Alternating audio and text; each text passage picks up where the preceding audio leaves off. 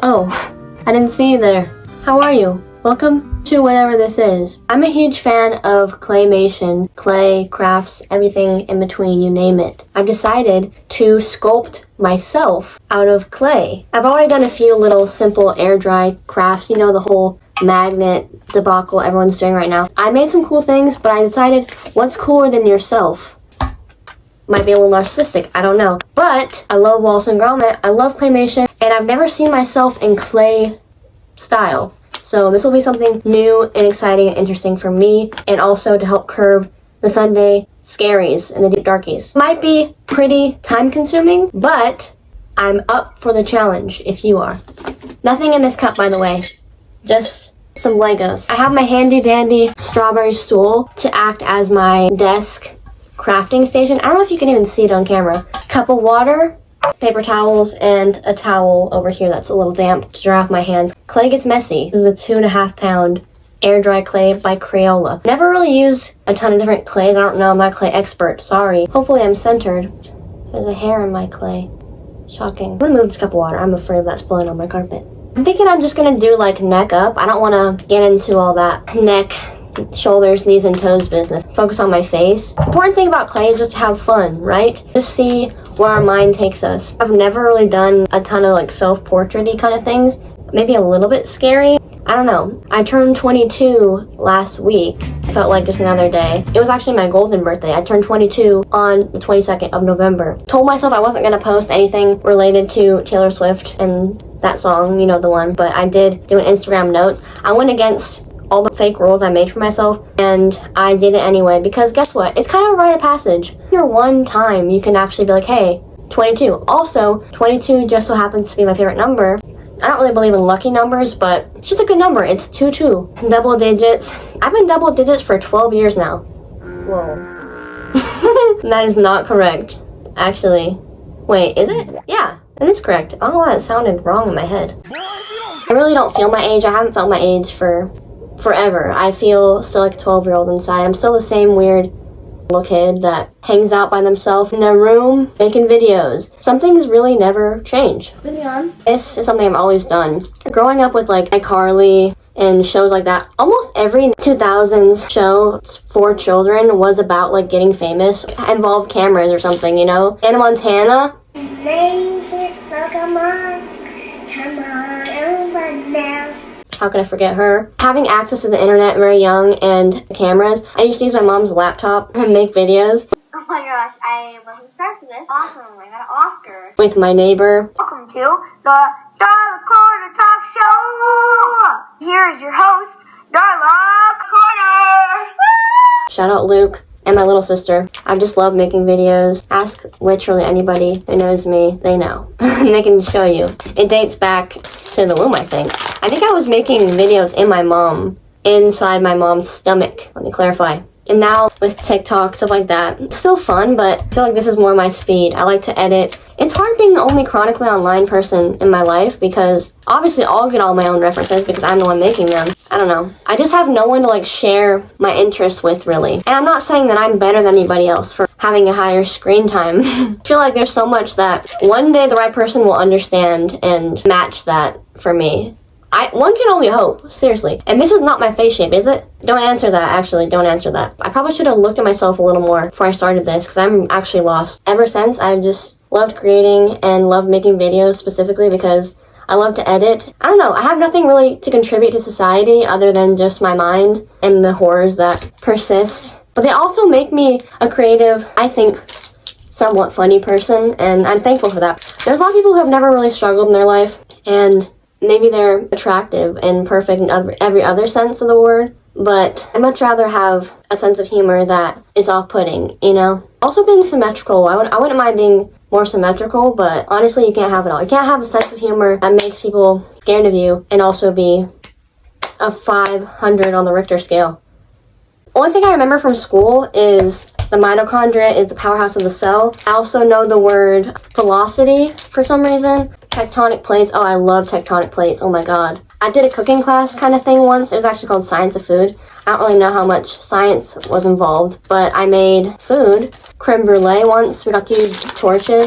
That was pretty fun. Also kind of dangerous. I don't know. I got my first phone when I was 10, I think. It was my grandma's. Love you, Grandma, so much. She's behind there. Not literally, a picture of her on my dresser. I got her flip phone, got that, and then I didn't have an iPhone or iPad, anything like that.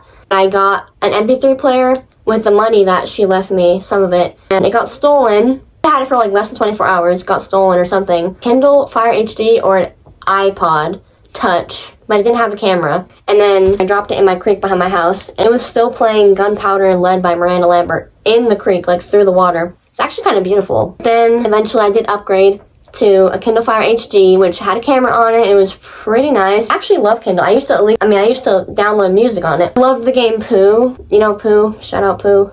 Not the excrement, but it was a game. It was a cute little game. You could give him a bath and feed him, and he would go, nom, nom, nom. Hopefully you know what I'm talking about. I eventually got an iPod Touch with a camera. It was white. Bought it in California because we used to drive to Disneyland like every year or two. I got it at a Target. A couple years later, I got an iPhone 4S. It was also white.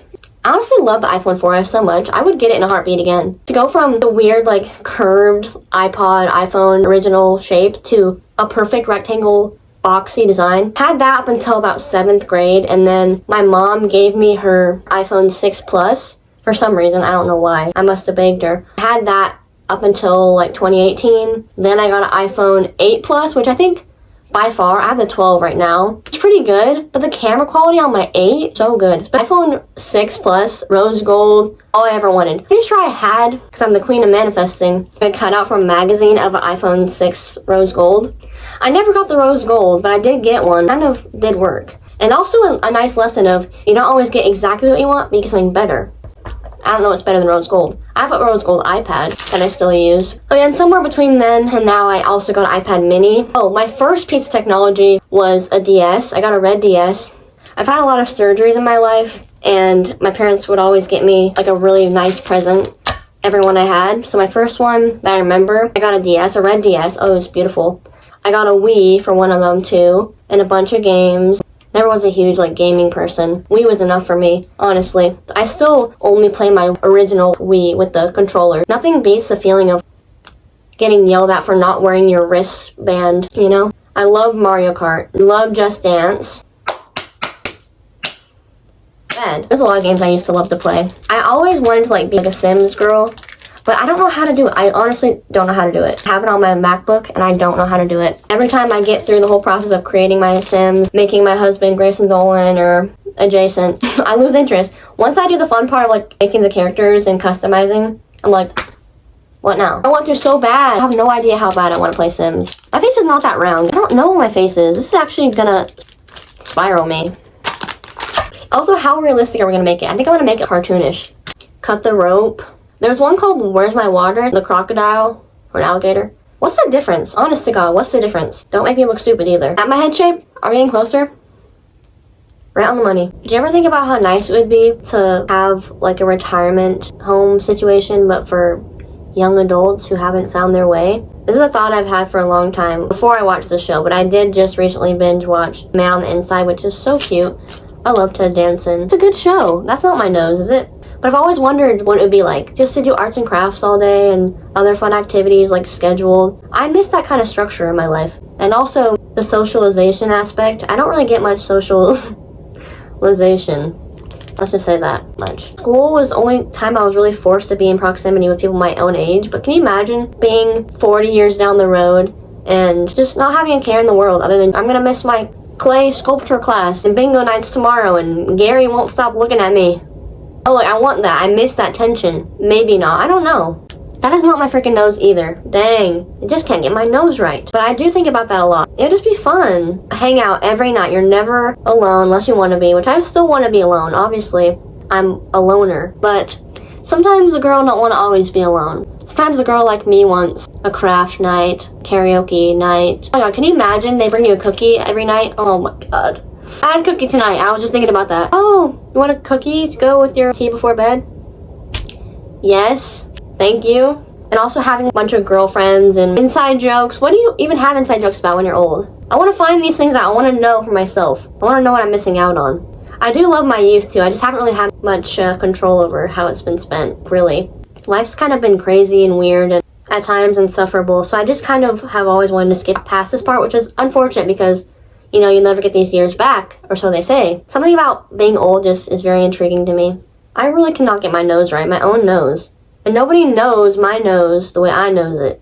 So I'm already kind of getting uncanny valley, and I haven't even finished. I'm nowhere close to finishing. It's kind of hard to sculpt yourself. I'm noticing that. I feel like there's a reason why we probably don't do this typically. And now it's kind of looking like the guy that eats the yogurt or whatever liquid food that is off his head. That one YouTube video. It keeps me young. You know that one? Mouth or pupil? It's pupil time. What am I doing this for? What was I made for? That's what my clay persona is gonna say after I make her. What was I made for? But like way more sad and melancholic because, girl, I don't know either. I don't ask to be here. That's the sad part about life is none of us asked to be here. But yet we are here and we can do nothing about it. Never fail to remind your parents of that. I didn't ask to be here. I didn't tell you to have me. I'm just kidding. Don't do that. Love your parents and be nice to your parents. And thank them for what they do. I don't even know if this looks like me. I'm not a really good judge of what I look like. I never know. From day to day, I'm like, who will I be? It's up to me. All the never-ending possibilities. She looks sad. Staring into your own eyes. A little bit freaky, a little bit unsettling, but who else is gonna do it? Who was a famous sculptor? I feel like a sculptor sitting quietly on the floor in my room, sculpting very introspectively. Woo! It's pretty fun. Once you kind of work out all the kinks, which I'm still doing, I'm not a profesh, it actually is pretty relaxing, but this position I'm sitting in is quite the opposite. Progress so far? I think the most fun part about creating or sculpting, I guess in particular, is that they are imperfect because none of us are perfect. It's funny to do like an exaggerated sketch of yourself or somebody, but at the end of the day, we all are a little funky looking. We all are a little funky in general. We're unique. And no two, well actually, nowadays, some two people are alike. But I think in the future, once we all come to our senses, we'll quickly realize that our uniqueness, our differences, were what made us beautiful, what made us stand out. Because soon, we'll all be replicates. When I look at somebody, when I really look at them, like really see them, I don't see anything wrong with them. And when you love somebody for what they are and who they are, that's the last thing you care about, if you're a good person anyway. I don't know why I'm so hard on myself, because I know people love me. Even if you don't always feel that way, it's true. That's the one thing you can count on, is that there's someone out there for you. Someone out there who wants someone just like you. As weird, as imperfect, and psychotic as you are. Just assuming. Someone's gonna want to sculpt you, maybe. Someone's gonna maybe want to write a song about you. I've written songs about people. They'll never know. That's the fun. That's the beauty of it. That's the beauty of life. You inspire others by simply being yourself and doing things that you want to do. Being authentic. Because no one inspires anybody by doing what everyone else is doing. By doing all these things, trying to prove yourself, trying to make your place in the world. Just live authentically. If you don't want to fit in, trying to make yourself fit in or do things the way everyone expects you to is settling. Getting married to the first person that shows interest in you because you're scared to be alone is settling. I hate to say it, but you know I'm right. I don't think my person is anybody I've met. And I'm thankful for that because guess what? I wake up every day with the possibility of something great happening. Most times, it's not anything spectacular or that knocks my socks off, but one day it will be. And all these little things add up to an awful lot. One day you'll wake up and realize that the simple things are what are beautiful and what are special and fun and make every day worth living. And of course, every day is not going to be exciting or feel like it's worth living, but when you look back on your life, which I tend to do a lot, you realize it really is in the moments that you don't take a second look at. In the people, in the laughs, and the looks on people's faces that you miss, in the text messages. I don't know what I'm talking about. What am I talking about? This has turned into more of a try to pick out all the microscopic hairs out of my creation challenge than a making myself out of clay challenge. But life's about balance. Oh my god. Why are there so many hairs? And they're not my hairs. They're little ones that aren't mine. I'm telling you that. I'm being honest. I would never lie to you. God, they keep appearing. I want it to be perfectly imperfect. This is actually so scary. I haven't corrected everything just yet, but I'm moving down to my lips, which my lips are a part of my story. I've never talked about this ever in my life online because it's not that noticeable unless you're like in the flesh. I was born with a cleft lip and palate, which I'm sure maybe you've seen in your lifetime someone, or you know someone who has one. We're not any different than anybody else. If anything, I think we're better. It's a facial deformity of the mouth. Some people have bilaterals, which are 2. Fortunately, I was born with just 1. It was fixed over the course of a few surgeries. I had one when I was like newborn, and a few since. My last one, I was in 4th grade, I think. Yeah, so basically I was born with my mouth kind of open, like from my nose down, it was just open right there. I think having this has made me see the world so much differently. As much as I, like, throughout my life have been insecure about it or whatever, I wouldn't want to be anybody else. And I think I'm very fortunate to have people who love and accept me for who I am. I never was bullied for it, really. I had lots of friends. People were nice to me. Only comment I ever got, somebody called me deformed behind my back once in school. That was my only experience with bullying. I was never made fun of for the way I look, just for myself. But this kid, I didn't know him very well, but he said it to one of my friends. My friends told me. And I did go home and cry. I did, because I never, up until that point, obviously I knew I was different, but I never had someone vocalize what I would assume they were already thinking about me. I had grown up with most of the kids I went to school with, so like they were used to seeing me, even if they were like, what the, like they knew and they were used to seeing me, you know, so it wasn't anything crazy, but that was just unexpected and also just kind of made me think like, oh, so maybe everyone is thinking this about me. Okay, cool. But it was just more personal. I was involved with a friend of mine. She was dating this kid and she didn't really stick up for me the way I would if my friend was getting made fun of by my, sorry, interesting looking boyfriend. If you're gonna call me interesting looking in that derogatory way, I'm gonna call you interesting looking back, because I can't feel my legs when I'm in my room.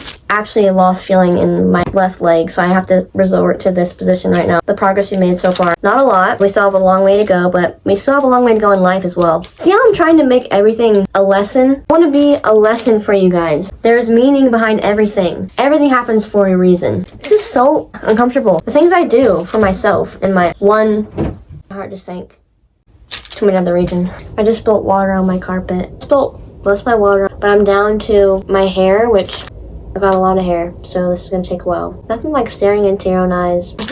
Oh, it's a little bit freaky actually. I've got long hair, which I am planning on cutting soon. Not a significant amount.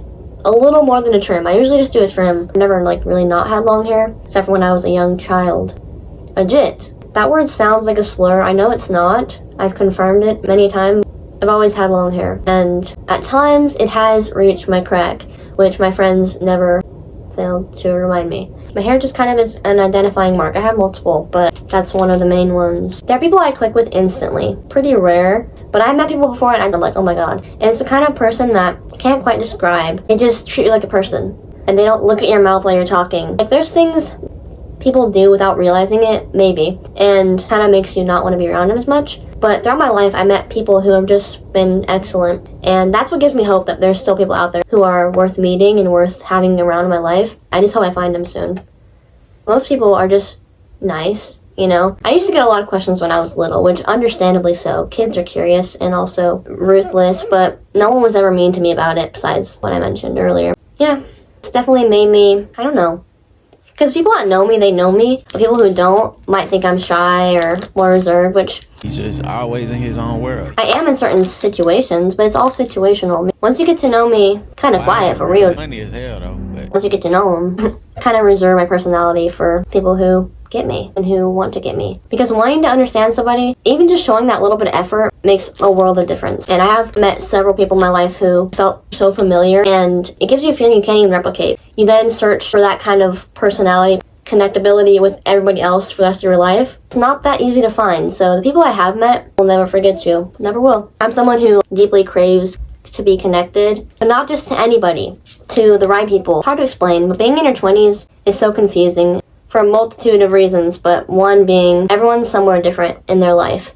Some people are married, have been for like 5 years. Some have kids, some people, they're traveling, which is great, and I love that for them. And there's people like me who kind of spent most of their fun teen years being alone most of the time. And now I'm like, oh, I'm ready, and no one's there with me, so I'm kind of alone. I feel like I got lost in time a little bit. The age I was before the pandemic. I'm emotionally intelligent more than I am everyday intelligent. I take that over anything any day because I know how it feels to be sad and have people not understand them. So I think that makes me a much more understanding person, especially with the perspective and life cards I've been dealt and how I've had to make do with them. I think I've done a pretty good job, and it's not for lack of trying. One of my favorite quotes is by none other than Bob Ross. You have to have, okay, I'm actually going to butcher it, but one of my favorites, it's on my Instagram. You gotta have opposites in life, just like painting, dark and light, because I swear I'm a fan.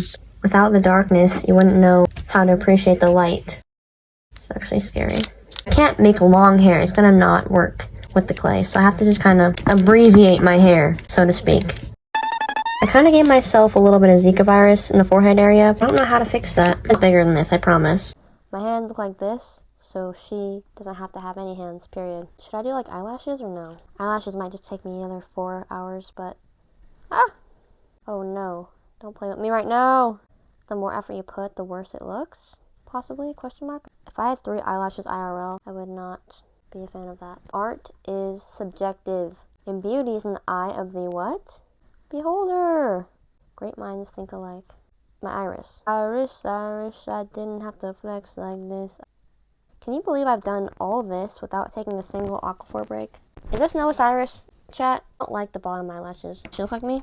Get out of there. Besides the forehead region being Neanderthal-like, I'm trying my best to make it bigger, and not in a self-deprecating way, just like a normal human-sized forehead way.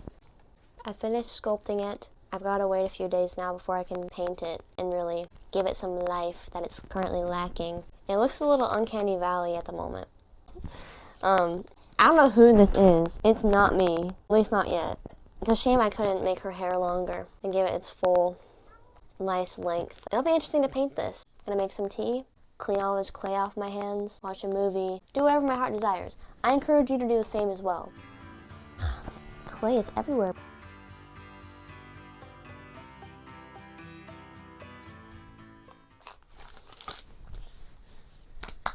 Some things I've already made. This little margarita pizza. I tried to make it a magnet, but the magnet won't magnet. I hear you. I also made my little kitty who's purring at the door right now. His brother must be asleep. This is the brother in question. This is Sandy. This is Bandit. Those are my 2 lovely little baby kitties who are brothers. And this kind of was a fail. I meant to do a little coaster. I saw someone do a coaster of a sand dollar, and I wanted to make it for my mom. But it kind of... Yeah. Exactly. It's cute, but I don't know if a drink could do damage or not to this. This is a grand day out. This is the Golden Gate Bridge. I want to see it one day. A sad monkey in a banana costume.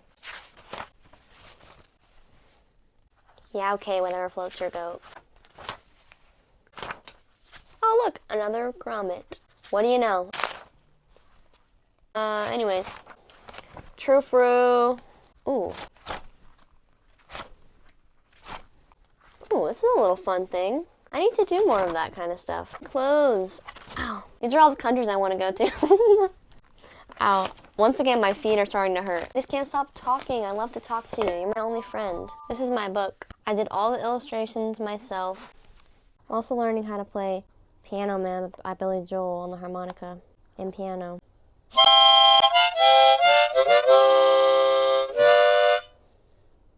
Oh, hi. When did you get in here?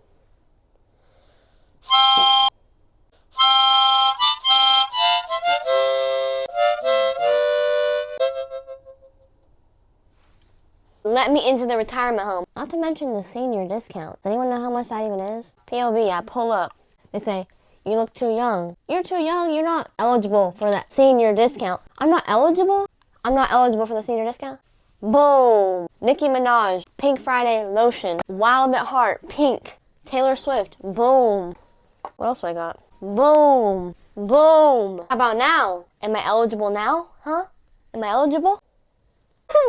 Exactly. Give me my discount. Make a retirement home for people like me, 22-year-olds who want to be taken care of, who like to do clay projects and drink tea and spill tea with my fellow old at heart citizens of America.